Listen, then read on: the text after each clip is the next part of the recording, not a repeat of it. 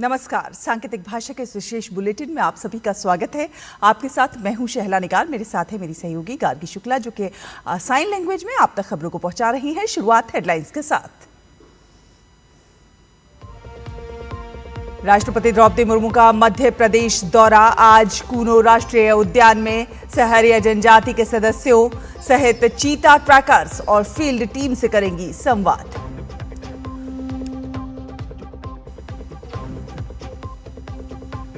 भारत की अध्यक्षता में ब्रिक्स राष्ट्रीय सुरक्षा सलाहकारों की 2 दिवसीय बैठक आज से दिल्ली में।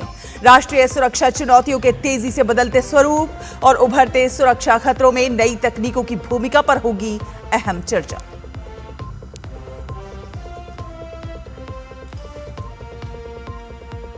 पश्चिम बंगाल में भाजपा सरकार का पहला पूर्ण बजट आज विधानसभा में होगा पेश।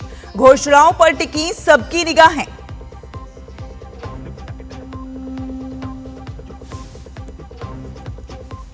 स्विट्जरलैंड में चल रही अमेरिका ईरान शांति वार्ता की शुरुआत रही तनावपूर्ण। इजराइल के लेबनान पर जारी हमलों के चलते ईरान ने बंद किया स्ट्रेट ऑफ हॉर्मुज। ट्रंप ने कहा ईरान बंद करे हिजबुल्लाह का समर्थन।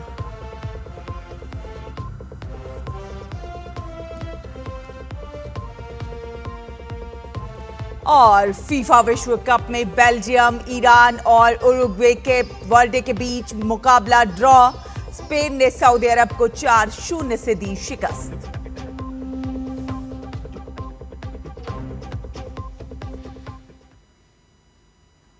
तो आपको बता दें कि राष्ट्रपति द्रौपदी मुर्मू मध्य प्रदेश के दौरे पर हैं। राष्ट्रपति आज कूनो राष्ट्रीय उद्यान में सहरिया जनजाति के सदस्यों, चीता ट्रैकर्स, टूरिस्ट गाइड और कूनो फील्ड टीम के सदस्यों के साथ संवाद करेंगे। इससे पहले कल राष्ट्रपति ने कूनो राष्ट्रीय उद्यान का भ्रमण किया। उन्होंने राष्ट्रीय उद्यान के चीता प्रबंधन क्षेत्र का अवलोकन किया। उन्हें प्रोजेक्ट चीता के संबंध में वन मंडलाधिकारी द्वारा जानकारी दी गई।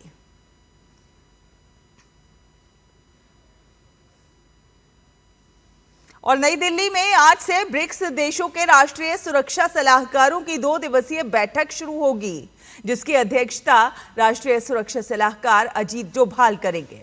बैठक में साइबर सुरक्षा, डिजिटल खतरों, आर्टिफिशियल इंटेलिजेंस से जुड़े जोखिमों, आतंकवाद विरोधी सहयोग और सूचना और संचार प्रौद्योगिकी के सुरक्षित उपयोग सहित विभिन्न गैर पारंपरिक सुरक्षा चुनौतियों पर चर्चा की जाएगी।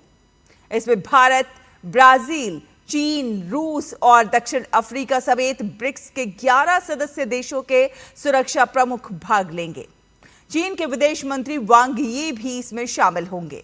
भारत चौथी बार ब्रिक्स की अध्यक्षता कर रहा है और इस वर्ष की थीम लचीलापन, नवाचार, सहयोग और सतत विकास का निर्माण रखी गई है।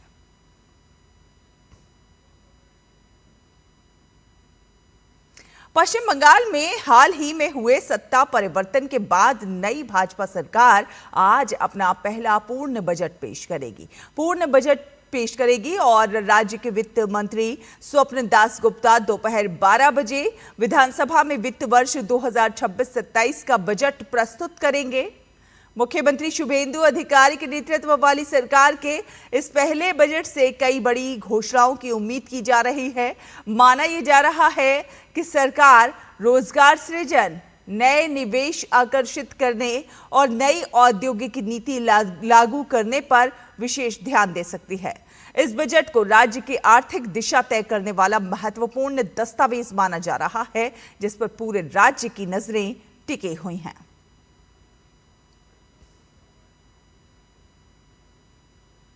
अमेरिकी राष्ट्रपति डोनाल्ड ट्रंप ने ईरान को एक बार फिर कड़ी चेतावनी दी है। ट्रंप ने social media platform truth social पर पोस्ट करते हुए कहा है कि अगर ईरान अपने सहयोगी संगठन हिजबुल्लाह को लेबनान में हिंसा फैलाने से नहीं रोकता है तो अमेरिका फिर से ईरान पर हमला करेगा। ट्रंप ने लिखा कि ईरान को तुरंत अपने प्रॉक्सी को लेबनान में अशांति फैलाने से रोकना चाहिए। उन्होंने चेतावनी दी कि अगर ऐसा नहीं हुआ तो अमेरिका ईरान पर पिछले सप्ताह की तुलना में और भी अधिक कठोर कार्रवाई करेगा। ट्रंप का यह बयान ऐसे समय में आया है जब मध्य पूर्व में तनाव लगातार बढ़ रहा है और ईरान समर्थित समूहों की गतिविधियों को लेकर अमेरिका सतर्क नजर आ रहा है। इस बीच अमेरिकी उपराष्ट्रपति जेडी वेंस ने स्विट्जरलैंड में ईरानी अधिकारियों के साथ अंतरिम शांति समझौते के तहत पहली प्रत्यक्ष वार्ता की। हालांकि बातचीत पर उस समय साया पड़ गया जब तेहरान ने घोषणा की कि उसने एक बार फिर रणनीतिक रूप से बेहद महत्वपूर्ण स्ट्रेट ऑफ हॉर्मुज को बंद कर दिया है। पर फिलहाल अमेरिका ने हॉर्मुज के बंद होने का खंडन किया है।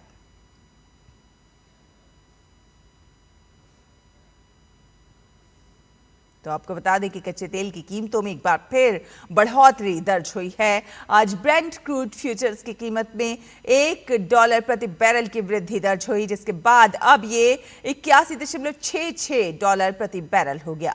ईरान और अमेरिका के बीच हो रही वार्ता की मुश्किल शुरुआत के बाद क्रूड ऑयल की कीमतों में इजाफा हुआ है। बातचीत के बीच अमेरिकी राष्ट्रपति डोनाल्ड ट्रंप ने ईरान को चेतावनी दी है कि अगर ईरान अपने सहयोगी संगठन हिजबुल्लाह को लेबनान में हिंसा फैलाने से नहीं रोकता है तो अमेरिका फिर से ईरान पर हमला करेगा।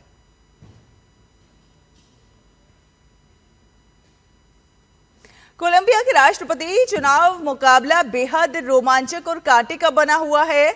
लगभग सभी मतपेटियों की गिनती पूरी हो चुकी है और दक्षिणपंथी उम्मीदवार डे ला एस्प्रिएला अपने प्रतिद्वंदी सेपेडा से 1% से भी कम मतों के अंतर से आगे चल रहे हैं।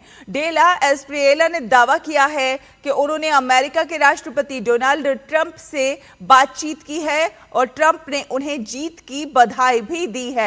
हालांकि प्रतिद्वंदी उम्मीदवार सेपेडा ने अभी हार स्वीकार नहीं की है। उनका कहना है कि अंतिम नतीजों से पहले सभी मतदान केंद्रों के मतपत्रों की औपचारिक कानूनी जांच, जिसे एस्क्रूटिनियो कहा जाता है, पूरी होने का इंतजार किया जाएगा।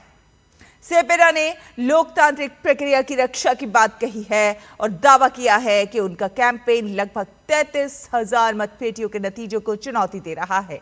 वहीं निवर्तमान राष्ट्रपति गुस्तावो पेट्रो ने भी कहा है कि बेहद कम अंतर को देखते हुए अभी किसी विजेता की घोषणा नहीं की जा सकती है और अंतिम फैसला कानूनी जांच प्रक्रिया पूरी होने के बाद ही होगा।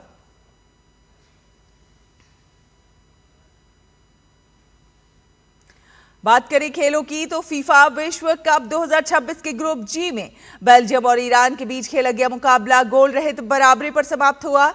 दोनों टीमों ने जीत हासिल करने के लिए लगातार प्रयास किए, लेकिन किसी भी टीम के खिलाड़ी गोल करने में सफल नहीं हो सके। बेल्जियम ने गेंद पर अधिक नियंत्रण रखा, जबकि ईरान ने मजबूत रक्षात्मक खेल दिखाते हुए विपक्षी हमलों को नाकाम किया और इस ड्रॉ के साथ दोनों टीमों ने एक अंक हासिल किया। इस ड्रॉ के बाद ग्रुप जी में नॉकआउट दौर की दौड़ और भी ज्यादा दिलचस्प हो गई है। फीफा विश्व कप के ग्रुप एच में उरुग्वे और केप वर्डे के बीच मुकाबला 2-2 की रोमांचक बराबरी पर समाप्त हुआ। मैच में उरुग्वे ने शुरुआती बढ़त हासिल की, लेकिन केप वर्डे ने शानदार वापसी करते हुए मुकाबले को बराबरी पर ला दिया। दूसरे हाफ में दोनों पक्षों ने एक गोल और दागा, जिसने मुकाबले को 2-2 की बराबरी पर ला दिया। इस परिणाम के साथ दोनों टीमों ने महत्वपूर्ण 1-1 अंक हासिल किया। तो फीफा विश्व कप के ग्रुप एच में ही खेले गए एक अन्य मुकाबले में स्पेन ने सऊदी अरब को 4-0 से हराकर शानदार जीत दर्ज की। शुरुआती मिनटों से ही स्पेन ने आक्रामक खेल दिखाया और सऊदी अरब की रक्षा पंक्ति पर लगातार दबाव बनाए रखा। स्पेनिश खिलाड़ियों ने बेहतरीन पासिंग और फिनिशिंग का प्रदर्शन करते हुए 4 गोल दागे, जबकि सऊदी अरब की टीम पूरे मैच में संघर्ष करती नजर आई। इस बड़ी जीत के साथ स्पेन 4 अंक के साथ अपने ग्रुप में शीर्ष पर काबिज है। इसी के साथ इस विशेष बुलेटिन में फिलहाल इतना ही। मुझे, गार्गी को और हमारी पूरी टीम को दीजिए अनुमति। नमस्कार।